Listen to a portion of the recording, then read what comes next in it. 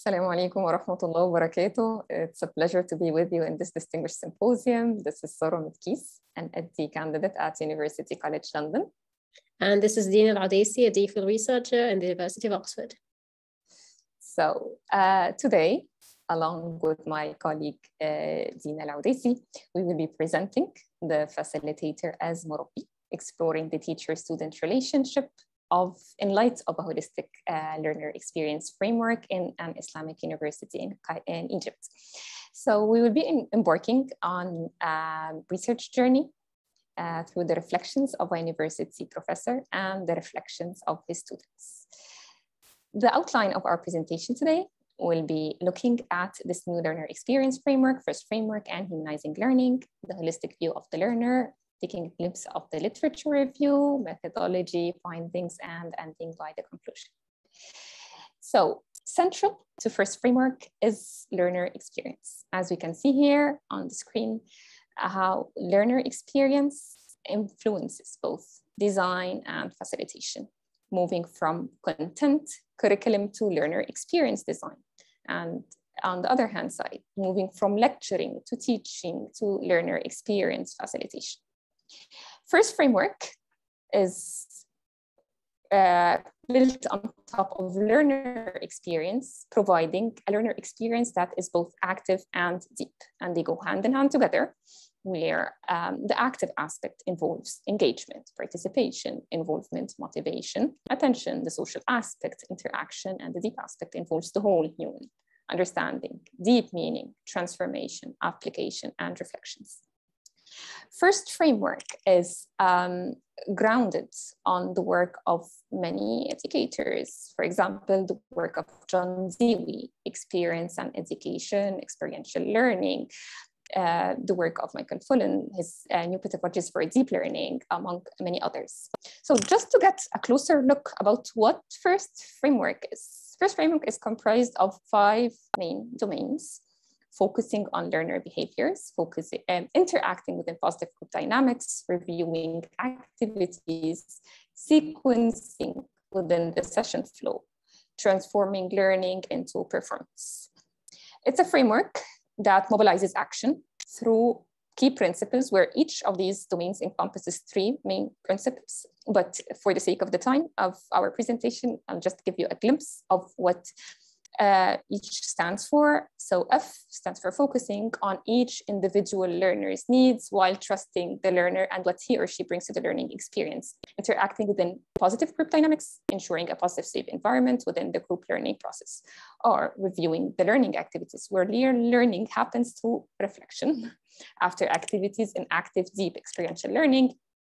Sequencing the learning activities to engage and motivate the learner. And finally, T stands for transforming learning into action through application.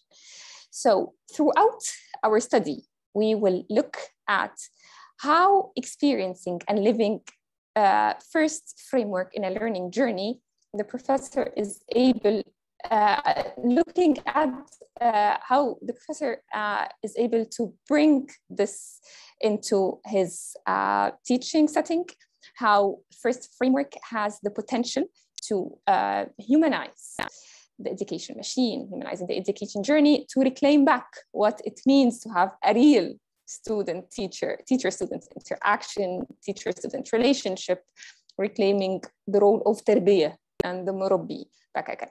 Just a quick glimpse over the literature, looking at the holistic view of the learner from an Islamic viewpoint that regards education as one that involves the human being from a holistic perspective, rationally, spiritually, and socially, and is based on the very notion of tawheed, oneness in Islam.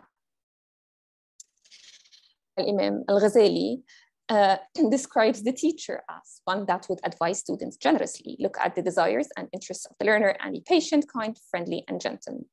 Furthermore, Imam Ghazali describes the relationship between the teacher and student as one that is like a parent-child relationship, with an emphasis on the support and development of the learners. Sayyid Hussein Nasr highlights the key role the teacher plays. Being a Muraby encompasses a sense of compassion and generosity. This is portrayed in teaching students about things that matter in life. He adds that educational systems must begin with the training of the teacher as both mu'allim and Muraby, which we will look at further with Dina exploring our research study. So we have selected for this case study a fourth-year university course on maxims of jurisprudence in an Islamic university in Egypt, where the professor undertook the first framework professional development journey and attempted to implement it. Our main research question in the study is, how was first framework transforming the learning experience in a traditional university setting and impacting the teacher-student relationship? To address this question, the research adopts a mixed methods approach by employing semi-structured interviews, surveys, and observation of pre-recorded videos of the lectures. Convenience sampling was opted to recruit students who showed interest in participating. And through thematic coding and analysis, a number of findings were generated. But for ethical consideration, all names were anonymized to guarantee the confidentiality and safety of the participants. And now let us share with you some of the main research findings. First of all, the emergence of critical, reciprocal dialogue and shura, or consultation. First presented implementable tools and research-based practices that gradually transformed the lecture room to a dialogic space. The data revealed how emerging practices such as regularly consulting the students and creating satisfaction surveys, for example, affected the dynamics of power and paved the way forward for reciprocal dialogue. Testing the untried waters, the learners became gradually more engaged, and it was perceptible by the end of the course that they seemed to have a greater sense of ownership and displayed agency in a more visible manner. They became more communicative, vocal, and outspoken, no longer feeling intimidated from the professor, henceforward referred to as Professor Ahmed. First and foremost, a Muraby should not only incorporate shura and reciprocal dialogue as a cornerstone practice, but also be conscious of how the smallest hub-based changes can create triples of empowerment. Since many educators are still caught in the grips of the yawning space that separates research from practice, this program could be incorporated by educators who are interested in developing an Islamic critical pedagogy that restores the balance of the disrupted power relations in postmodern and neo-colonial education institutions. Now, moving on to the second finding, which is about detyrannizing and humanizing the learning journey. The second finding of this research is related to the impact of FIRST as a professional development journey that created a paradigm shift towards a more humanized version of the learner.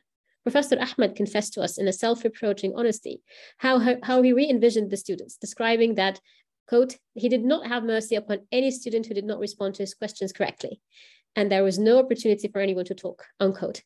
He candidly claimed that his tyranny was perceptible in his old lectures, as he was used to teaching that way for the last 20 years.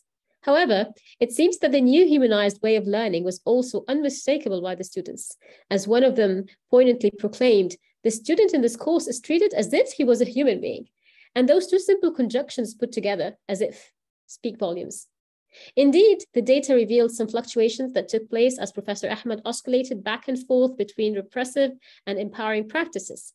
And as he described, change is not a button that one would press to transform, but rather a gradual process, highlighting that he plans to take into consideration the student's emotional and psychological state. Our findings indicate that the avalanche buildup of moments that gear towards what we call a detyrannizing pedagogy involved primarily an interplay of the heart, soul, and mind.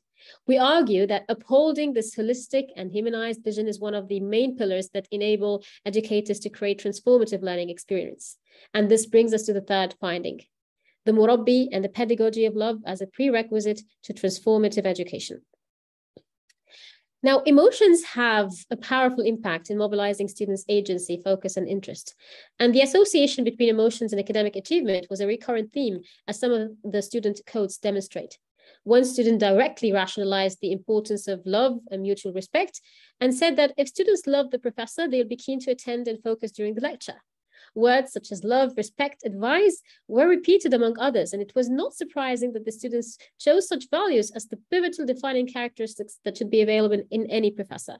Reflecting on the change he experienced after the first journey, Professor Ahmed said that he was trying to become a better insan, or human being, trying to humanize his instruction practices through the virtues of empathy and compassion. He said, quote, faith is the emotional part that, if penetrates the heart, transforms the human being. And learning goals are connected to the emotional aspect because emotions are the basis for any mobilization. And this has been the message of the prophets to the people. It was built upon emotions and feelings, unquote. Consciously trying to reclaim the bygone role of the Murabi, he started to capitalize upon bygone understandings in classical Islamic educational thought, which he said comprised rich literature about the relationship between the teacher and the students and the related etiquettes of behavior as well. By using other first strategies, such as providing personalized feedback, creating a humorous environment, he was able to tap into the power of what we like to call hard-based learning. And we argue that it is only by engaging the whole learner that deep active learning could ever occur. Now, in the slide, we end with the following Quranic verse, which serves as a lasting reminder of which Muslim educators should always be mindful.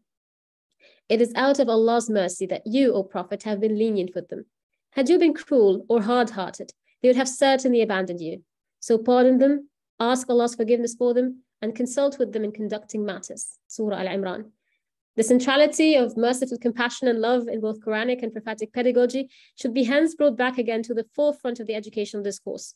Muslim educators need professional development programs that lead them to embark upon a journey of spiritual transformation, where they explore how the Muraby is a vicegerent of the Rabb, and a Rabb is Ar-Rahman, Ar-Rahim, Al-Karim, Ar-Rashid, Al-Sabur, the most merciful, the most compassionate, the most benevolent, the guide, and the most patient. It is these glorious attributes of Allah that need to be recalled and remembered in the very sacred journey of education and tarbiyah.